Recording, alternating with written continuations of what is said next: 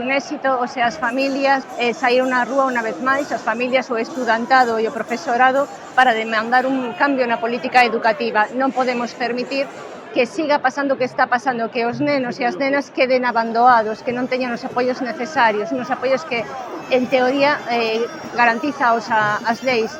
E por eso saímos hoxe á rúa, para que a Consellería empece a escoitar e empece a poñer os medios para un ensino inclusivo. A nos danos igual que o catálogo este obsoleto, danos igual que asa poucos cartos, danos igual todo.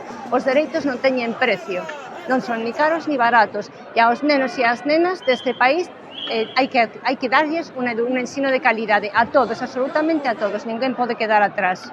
Ben, hoxe estivemos aquí nunha manifestación que rematou en Praterías e é o reflexo do que nos está ocurrindo a toda a comunidade educativa.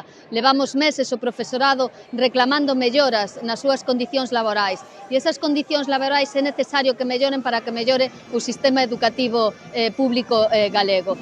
Temos que recuperar dereitos que nos foron quitando e ao mesmo tempo temos que avanzar noutros. O ensino público galego nos últimos anos mudou moito, a diversidade que temos nas aulas é moi ampla, moi distinta a que tiñamos fai 20 anos e iso necesita políticas novas, necesita melloras novas, necesitamos sobre todo máis recursos humanos.